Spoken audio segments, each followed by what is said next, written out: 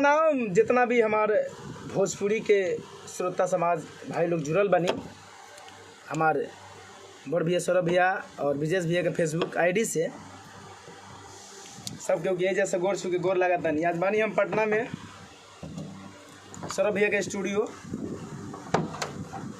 और आज बहुत ही खुशी मिला ताकि आज भैया के स्टूडियो में बहुत दिन बाद बैठल बनी। धमाका भी होए वाला बा बहुत जल्द हमने के जोड़ जय हो। क्या बात है, लव यू धीरज जी। राइटर मिट्ठू मिसाइल जी वेलकम, मोस्ट वेलकम है जी मिट्ठू जी। आई हो दादा, अरे हम हई गजब के महल रे, सब चाहे लछुअल गहल रे, हई जवानी सारा लुटा दे, हई जवानी सारा लुटा दे, किलहंगा बारात में उठा दे। हमार बिरजेश भैया हमार दिल के धड़कन गाना लिखे नहीं, इनकर गाना लिखल के बातें कुछ अलग बा। यहाँ के लिखे बम ब्लास्ट बम गाना अभी बाजे वाला फार का अभी चल रहा बा। हाँ गाना बहुत ही अच्छा बा। आप लोगों ने गाना का सुनी, ढेर सारा सी बात ही धनंजय का एंटरटेनमेंट में भाई। और मेरे सॉरी इसके लिए फ़ोन आ गया था। तो जितने भी मेरे भाई मेरे इस फेसबुक आईडी के माध्यम से जुड़े हुए हैं तो आप लोग एक एक बार इसको शेयर में लगा दीजिए ताकि और भी मेरे जितने भी चाहने वाले मेरे भाई मेरे दर्शक लोग हैं वो जुड़ जाए ताकि हमसे बात करें और हम लोग सबसे बात करें, है कि नहीं। पहले मुखरा सुनाओ। बैक करके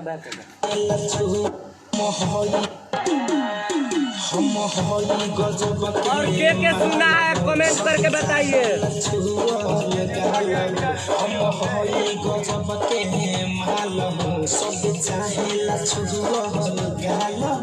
जवानी सारा लुटाते हम, जवानी सारा लुटाते हम, बारात में उठा दे, बारात में उठा दे, बारात में उठा दे। और गाना जैसे कि अभी के सुना है पहले कमेंट करके बताइए कौन कौन भाई कमेंट में और शेयर कीजिए, और नहीं भी सुने हैं तो आप लोग सुन लीजिए एंटरटेनमेंट पे। और छोट भाई के चैनल है तो सपोर्ट भी करी, सब्सक्राइब भी करी। रितेश गोस्वामी भैया और पाँव कहाँ बने गोर छुके गोर लगा तानी। आदित्य राजपूत जी जियो से लव यू। सुमित सिंह जी जुड़ चुके हैं, मोस्ट वेलकम है भाई। बवाल सिरो love you brother. Kumar Mumbai में आपका गाना सुन रहा हूँ। क्या बात है, क्या बात है। हाँ हो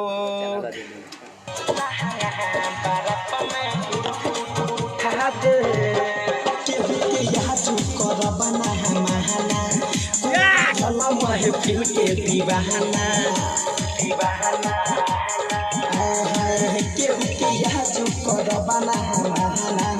पूरा थला महफिल के दीवाना, केहू के आजू करब ना माना।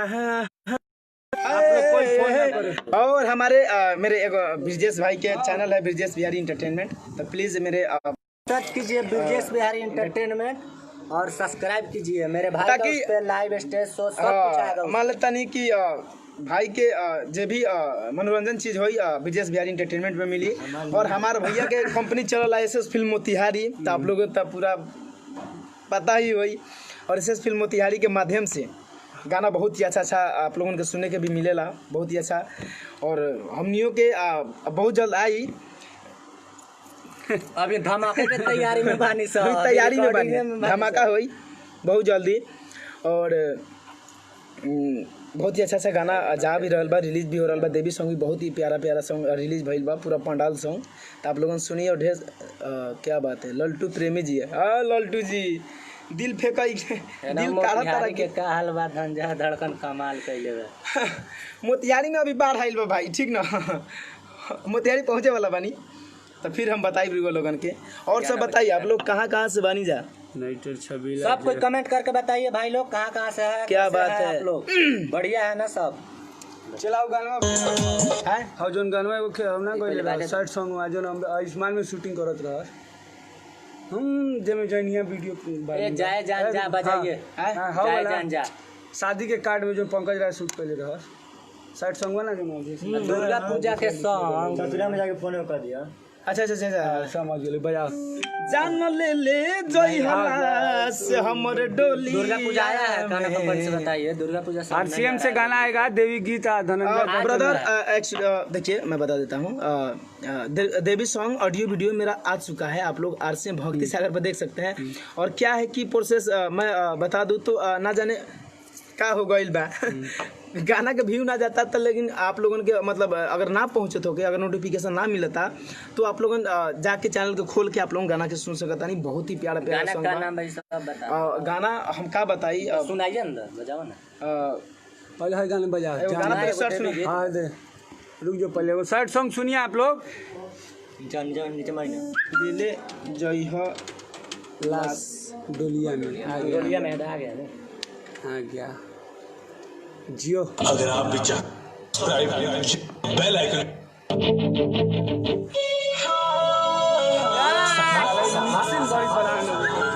अरे उदास का है बस बस ऐसे ही। खोली खोली ये के गाना धनंजय अब तो हमके भुला जा, काहे कि हमर शादी कहीं और होता। अरे तू भागल त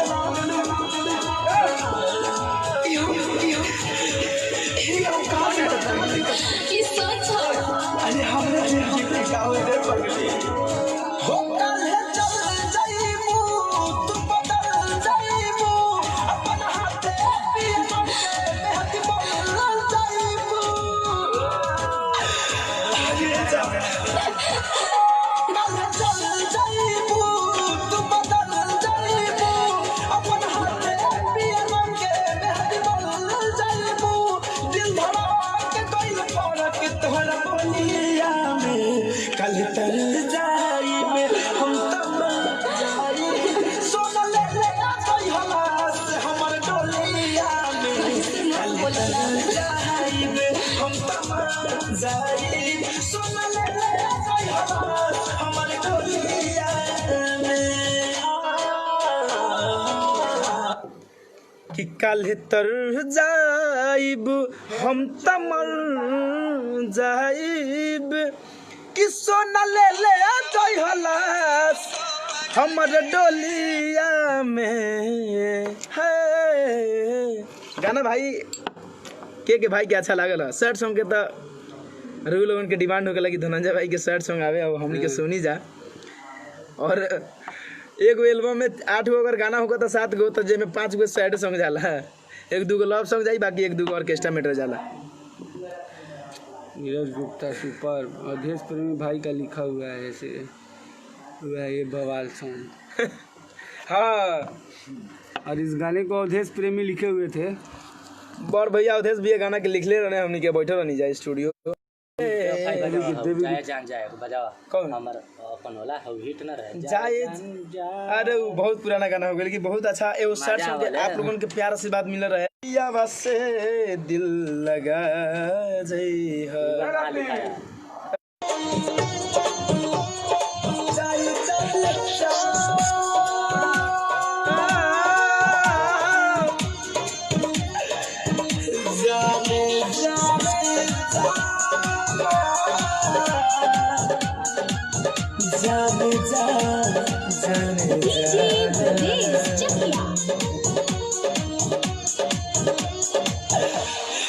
सनम जाके पिया बसे दिल लगा दिया फिर ना हमारा और लौट के कबो चाहे तू हमारा के भुला चाहिए सनम जाके पिया बसे दिल लगा लिया खिंचावल फोटो गाना के बढ़िया आशीर्वाद प्यार मिल रहा है। गाना कम से कम 60 मिलियन गईल बा, आप लोगों का आशीर्वाद बा। बहुत ही अच्छा गाना भाई के एगो मतलब शर्ट सॉन्ग के एगो बड़ा रिकॉर्ड बना। अच्छा आप लोगों के आशीर्वाद प्यार मिलल गाना के। देवी सॉन्ग हम सुनावत नहीं भी लोगन, आप लोगन कहते नहीं कि देवी सॉन्ग नहीं ख्याल, हम आप लोगन के वीडियो बहुत ही जबरदस्त धांसू वीडियो बनल बा।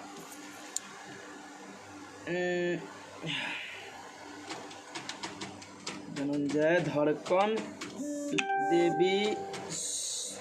देवी सॉन्ग 2020। आ गया सो सब लाइव देके फोन करते ना।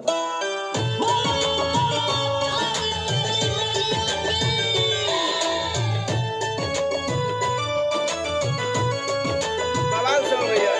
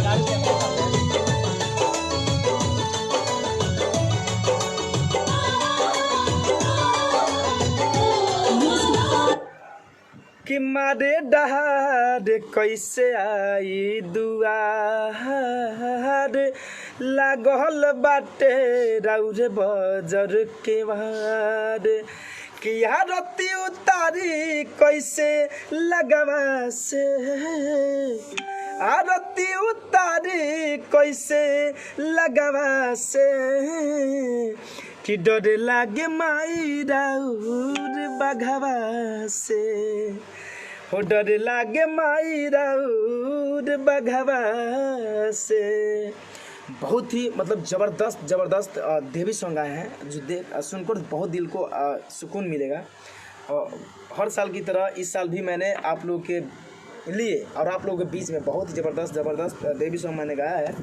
बस आप लोगों का प्यार आशीर्वाद चाहिए। और सौरभ भैया अब बताइए इतना देर से चुप बानी क्या कहता नहीं है हम कहता नहीं कि जैसे आप लोग मेरे चेला पे आप लोग बहुत शुरू से आप लोग जितना प्यार दिए मेरे चैनल के माध्यम से मेरे स्टूडियो के माध्यम से। अब मेरा चेला का छोटा भाई अपना छोटा भाई संजय धड़कन उसका एक वीडियो अभी हम आप लोग को दिखा रहे हैं। चला वीडियो छोटा भाई का।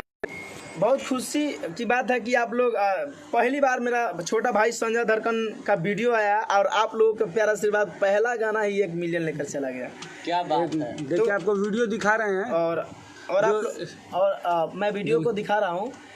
और कल इसका संजय का वीडियो अब लगातार आने वाला है। तो संजय का वीडियो धनंजय धड़कन entertainment plus best record Bhojpuri से मिलेगा और SS फिल्म मोतिहारी से भी मिलेगा। तो आप पहले आप लोग वीडियो देखिए और आप लोग लाइव को शेयर कीजिए और लोग जुड़े। बहुत कोई बोलता है बात कराइए बात कीजिए।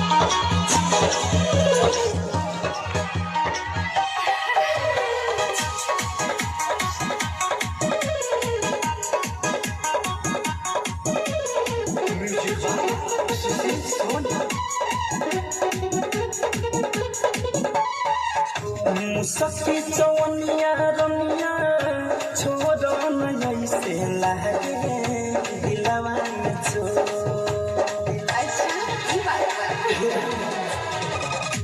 सखी चौनिया रमिया छोड़ो नहीं से लहरे दिलवा में तुहर छीनी जैसनो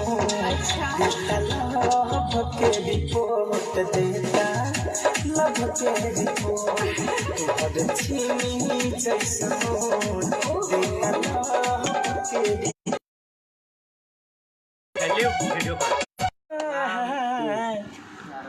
तो बस हम आप लोगों से यही कहना चाहेंगे कि जितना भी गाना आ रहा है तो आप लोग सुने और प्यारा सी बात बनाए रखें। और मेरा छोटा भाई भी आ रहा है इस इंडस्ट्री में, आप लोगों का आशीर्वाद चाहिए।